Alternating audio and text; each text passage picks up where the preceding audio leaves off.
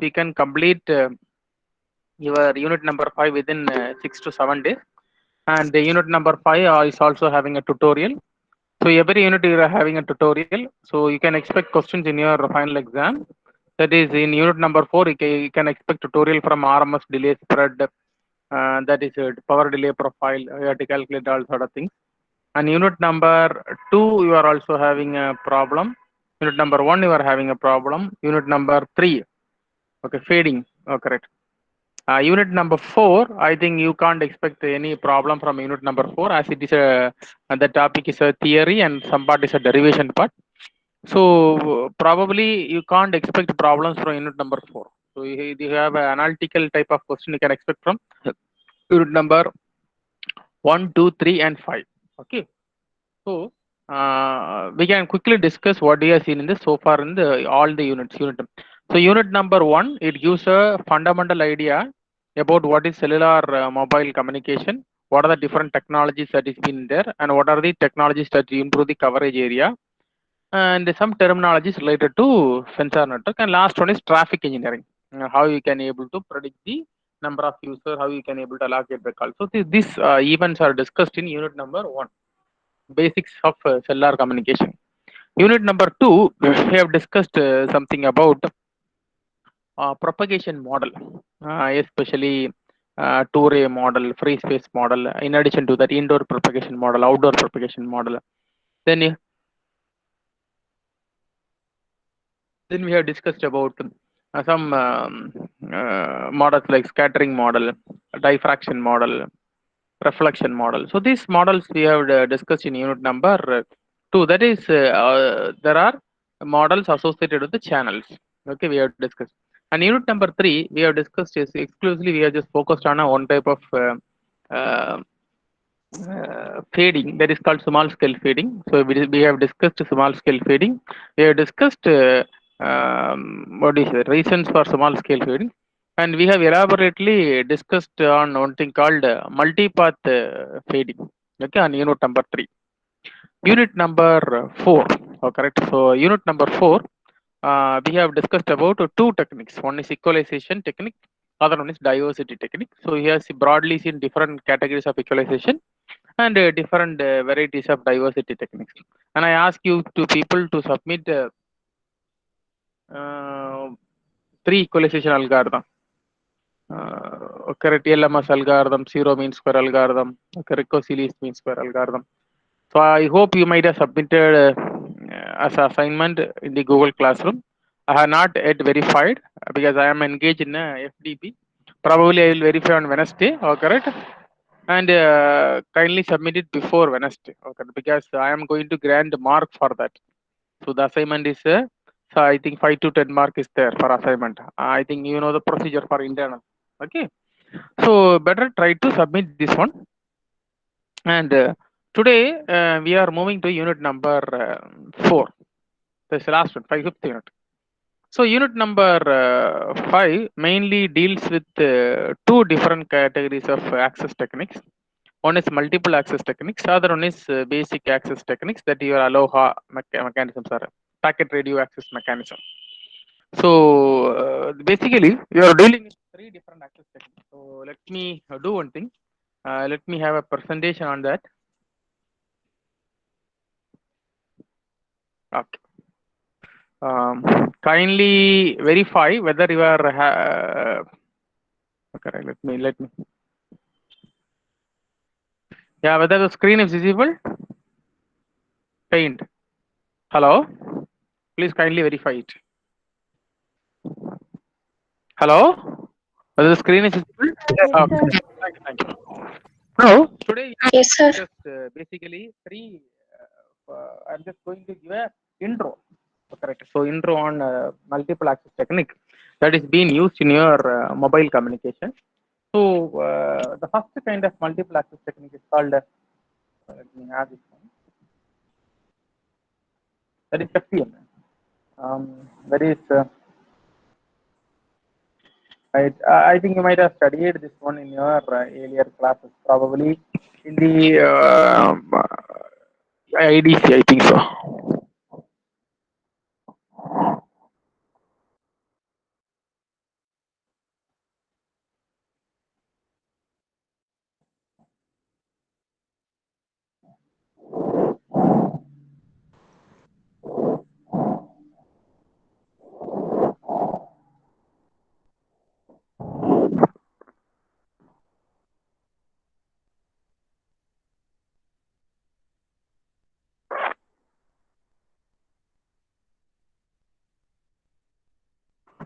So the first mechanism is the frequency division multiple access mechanism that was introduced in mobile communication in the year 1984. The first mobile commercial mobile communication called AMPS, Advanced Mobile Phone Services, uses this frequency division multiple access technique. First, before going to the multiple access technique, you should know what is a multiple access technique. So multiple access in the sense that, okay, right, you have n number of receiver. Let us assume a case. Okay, right. So now let us build a tower. Okay, right. So I think.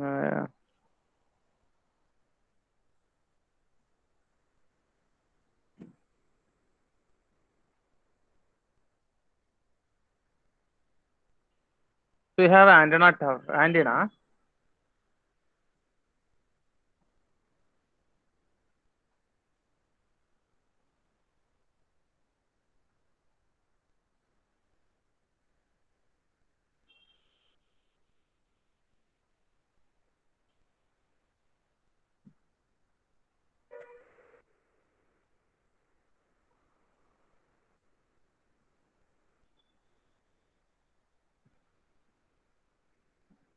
So consider an antenna, correct, or a base station.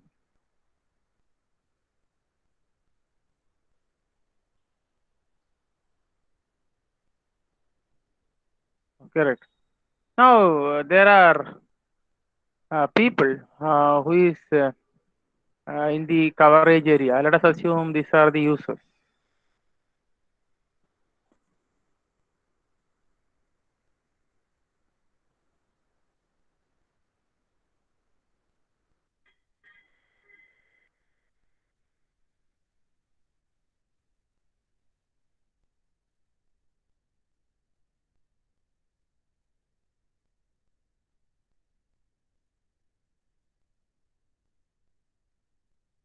Correct. So let us consider there are five people who is inside or who is in very near to a base station coverage area or in a base station coverage region. There are five users are there.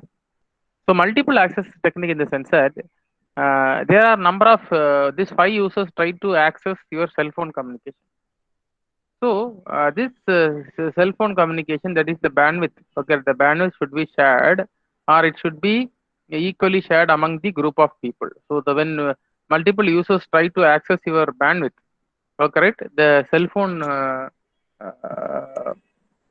company should provide access to all the users with the equal amount of bandwidth. So this mechanism is called as a multiple access technique. So frequency division multiple access technique in the sense that let me put the numbers. Okay, so when I put the number, then it is somewhat you understandable to you. There are user one, user two, user three, user four, user five,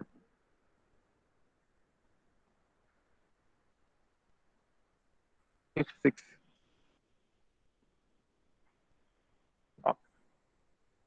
So there are six users are there. Now user one try to access this one. So in frequency division multiple access, what it will give in the sense that it will allocate a pair of frequency. Okay, correct. So each user will be allocated a pair of frequency.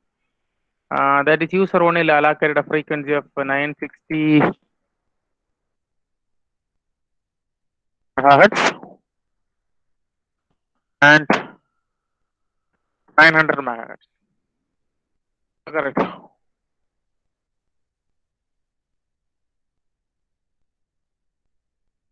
So user one is allocated 960 and 900 megahertz because one frequency is to transmit, other frequency is to receive. Okay, that is for uplink and downlink. Likewise, each user is allocated a pair of frequency. So in frequency division multiple access, whenever a user is trying to access the cell phone bandwidth, this cell phone spectrum, the cell phone company will provide, or the mobile operator will provide a pair of frequency to all the users. This is the first case.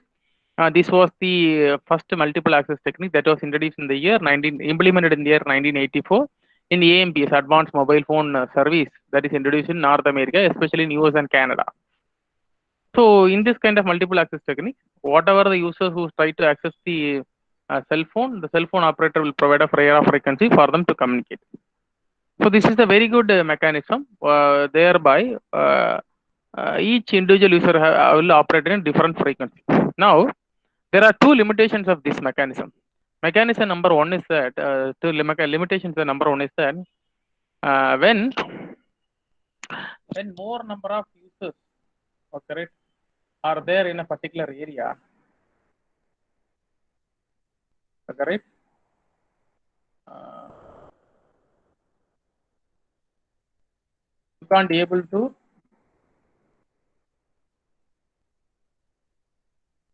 limit a subscriber base.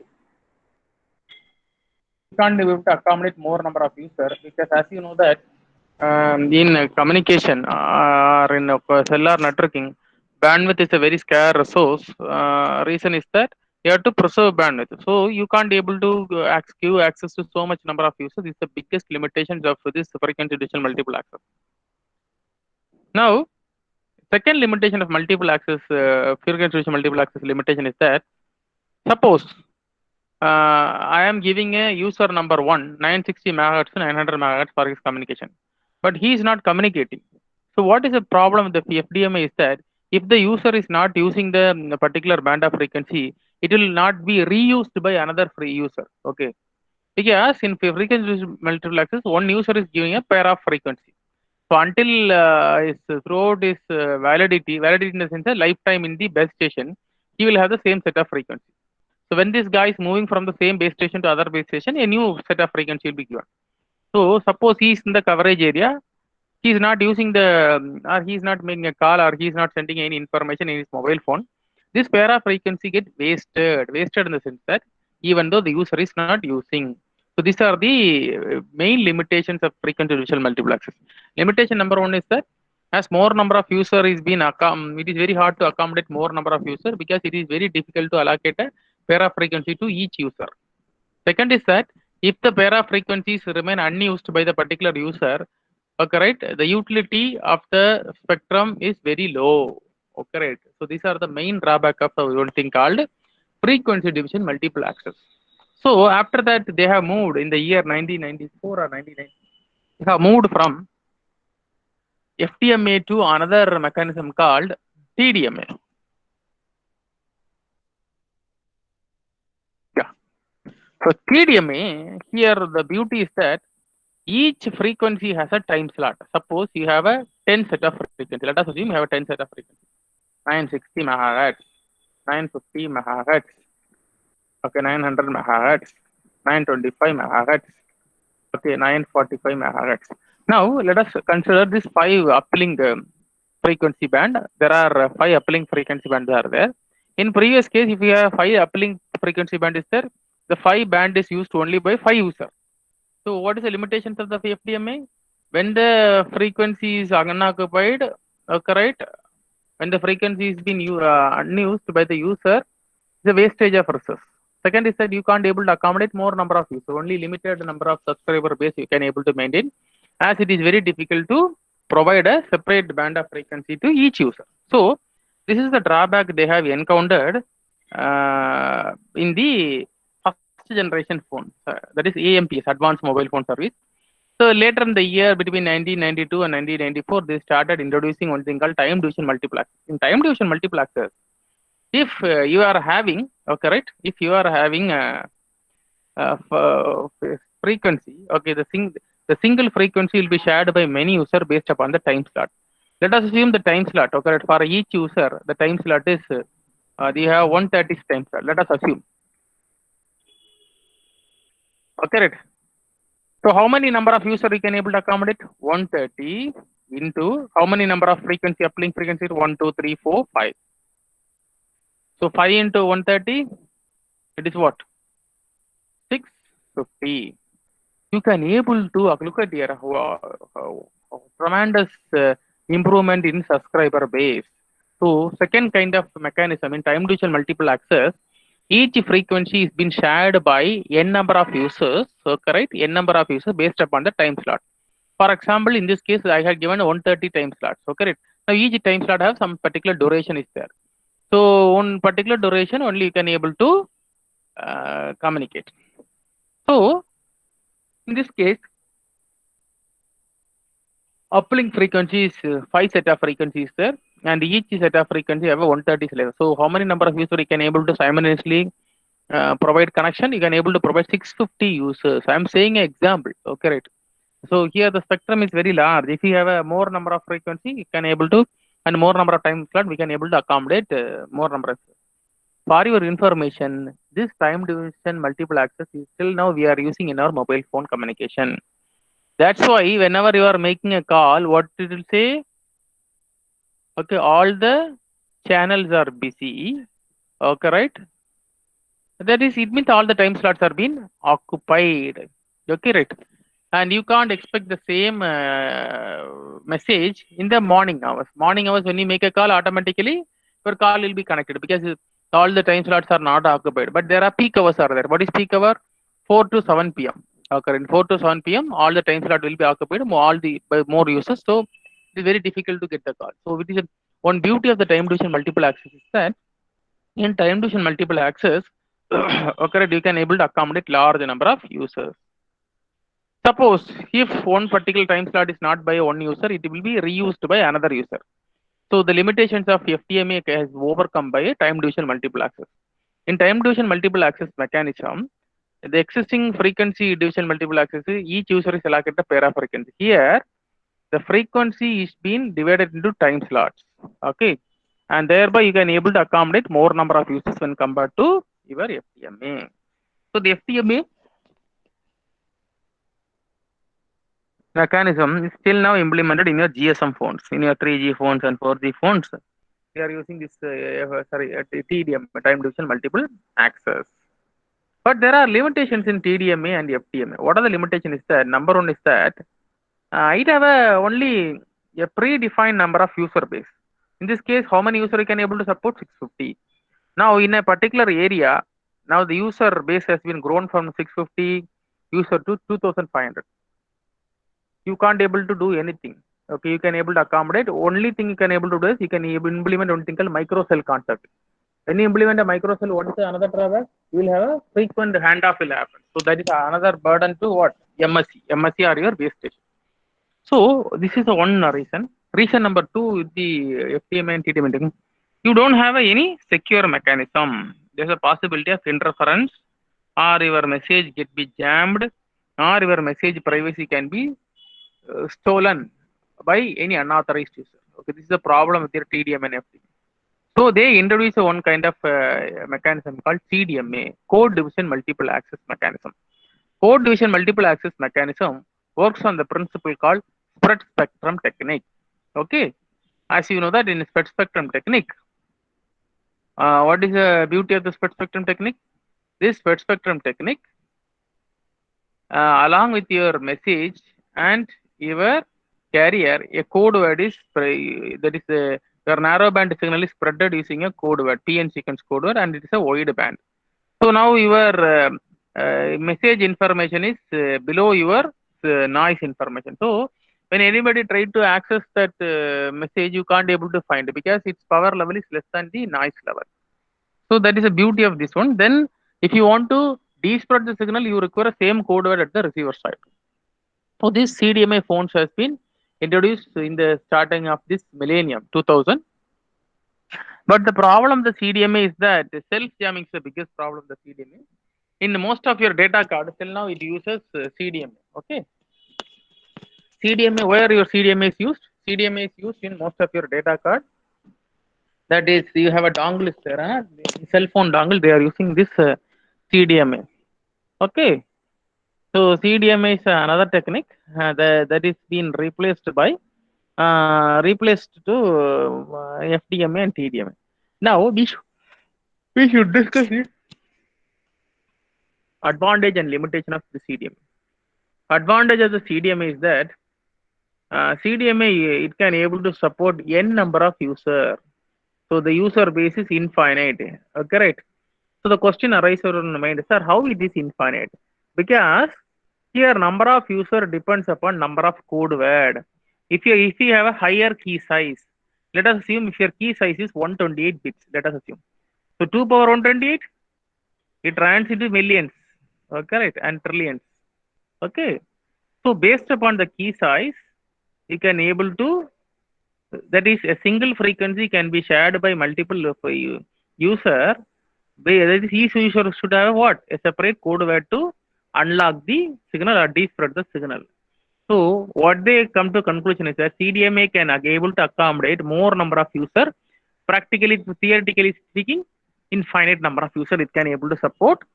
So thereby the spectrum sharing will be more efficient in case of CDMA. And another question arises in your mind, sir, what about the interference? The interferences and jammings are very negligible in CDMA as it is using a spread spectrum technique where the narrowband channel is been converted into wideband channel, not converted, transformed into wideband channel by spreading of PN sequence code word. So this CDMA is more advantage when compared to TDMA and FDMA. And one more thing is that in CDMA it is also providing message privacy. What is message privacy? That is, your information will be received by the intended or authorized receiver only. And that is, you can't able to easily hack the CDMA, because when you want to hack the CDMA, you should have the particular set of keyword or a code word. Okay, right. So this is CDMA is one of the beautiful technique that is implemented in the data cards of your cell phone and CDMA phones are. I think you might have heard about one phone called BlackBerry. BlackBerry phone uses the CDMA. Okay, right, technology. So that's why it is very hard to detect the communication in BlackBerry. That's why Indian government, the telecommunication department has banned the BlackBerry in India, citing the reason that the user is not sharing his code with the telecommunication minister. Suppose unauthorized user. Let us take an example. A terrorist who is having a BlackBerry phone, he can freely communicate with his co-buddies or co-partners without being interfered. Okay, that's why the BlackBerry phone is being banned in our country due to this problem. That is, the BlackBerry user is unable to share his code with the government. So government doesn't can't able to decode the BlackBerry information as it is using the spread spectrum technology. For a spread spectrum communication, you require a PN sequence code to despread the signal. Okay, so these CDMA phones are there. It is in usage. I think it is not usage in our country due to some restriction of Ministry of Telecommunications. But the BlackBerry phones are used in your Middle Eastern countries, European countries, and US. Correct. That is your CDMA phones. Now, let us discuss the limitation of the CDMA phones. The major limitation of CDMA phone is that number one is called self-jamming. What is self-jamming? Okay, while the CDMA phones, okay, right, they have one thing called chip rate. What is chip rate? So here your bits are being again converted into chips based upon the PN sequence code word. Okay, right. What will happen in the sense that when this CDMA information is passed through the channel, due to the interference in the channel, it will create a multi-path delay spread. So when the multi-path delay spread is there or excess delay spread is there, what will happen in the sense that at the receiver, the chip rate will differ. For example, when you are transmitting chip rate 1 nanosecond, 0.1 nanosecond, due to the multipath signal, the excess delay spread has been increased to 1.5 nanosecond. So it means that the current chip rate has been shifted to 0.5 nanosecond. So at the receiver, when it is time shifted to 0.5 nanosecond, the receiver can't able to decode the information as the PN sequence code of the receiver doesn't matches with the PN sequence code of the transmitter. It means that what? In other words, PN sequence code is being what? 0.5 shifted version of the receiver. So it will unmatch. Sorry, it will not match with the transmitter and receiver PN sequence code won't match due to the time shifting of associated with the multipath components. So what happens since even though you are authorized receiver, your phone can't able to decode the information. That is the biggest problem. So this is called self-jamming. Self-jamming in the sense that even the authorized receiver can't able to decode the information due to the time shift in the chip rate. How the time shift occurs? This time shift occurs due to what? Presence of multipath component in the channel. This multipath component will introduce one thing called mean access delay. So this mean access delay will shift your chip rate from its original position to another new position. So even when the transmitted signal is shifted to a newer position, this is not known to whom. It is not unknown to receiver. So what the receiver? Receiver will try to match the incoming PN sequence code with the stored PN sequence code. It won't matches. Why? Because these two PN sequence code are not synchronized. So one is zero point 0.5 a nanosecond shifted with respect to the actual one. So you can't able to decode the information even though you are the authorized receiver. So this phenomena is called self-jamming in CDMA phones. So self-jamming is a very, very tedious problem that is being faced by the CDMA phones. Second problem of the CDMA phones is that designing a CDMA phone is very, very complex when compared to TDMA and FDMA. It requires complex circuit. Why it requires complex circuit? Because you require one more additional block called what? PN sequence generator. Okay, right. You should have a PN sequence generator for both transceiver operation, that is transmitter and receiver operation. So the complex is of designing a circuit, and the phone is so bulky when compared to the other phones. These are the two limitations of your CDMA. So these are the conventional multiple access techniques. Okay, right? That is been there in the mobile phone. But there are one more. There is one more access technique that you might have heard about this thing in your earlier classes. One is called space division multiple access, SDMA. So space division multiple access in the sense that it is been deployed in a special environment. Okay, right? Special environment in the sense that uh, it is being installed in some terrestrial communication as well as in some military installation. They uses this space division multiple access technique. Space division multiple access technique in the sense that here the antenna uses multi-beam concept. Multi-beam concept. I think this space division multiple access technique is going to be implemented in 5G phones. That is the antenna multi-beam, multi-spot beam in the sense that in conventional antenna is a 360 degree. Am I right? 360 degree in the sense that omnidirectional. It when you can able to transmit and receive the information in any direction of the antenna mast. But in the 5G phones, the antenna energy is being spotted only at the group of users. Suppose there's a group of user in particular direction. Let us assume in the northeast direction, 60 degree. There are 6,000 users are there, but in the south direction there are 0 users are there. What is the problem with the conventional cell phone tower? Whether you are having a 6,000 user or 0 user, it will radiate in 360 degrees. So it is a wastage of energy. Okay, so what the 5G people will do in the sense that they introduce this space division multiple access concept. It will focus the radiated energy only in the direction of the group of people. So here it is called a spot beam antenna. Okay, right? So this kind of accessing technique is called as a space division multiple access technique. That is means that it will provide only access to the user group in the large area. Okay, right? So remaining you don't have any access.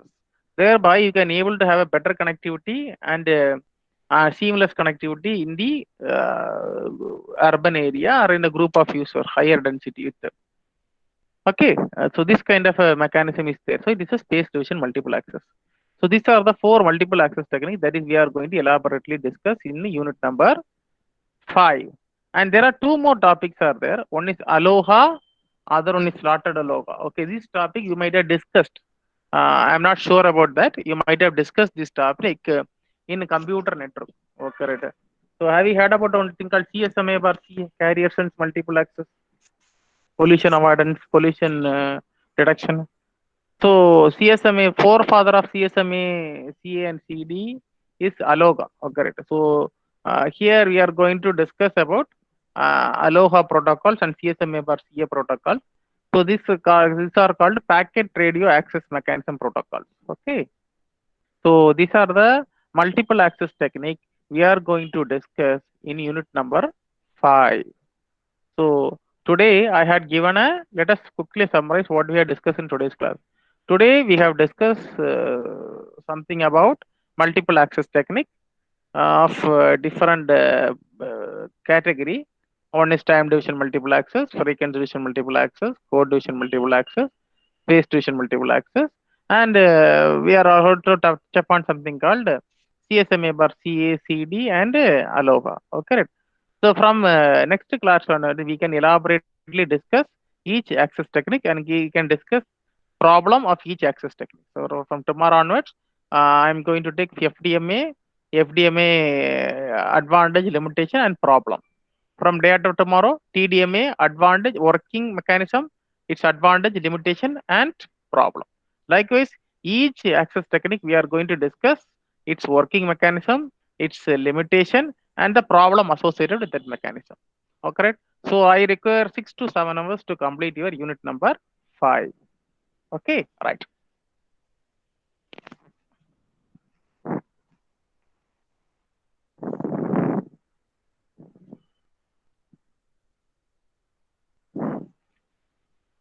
Yeah. Representative, Yes, sir. Sharan Balaji. Who is Sharan Balaji?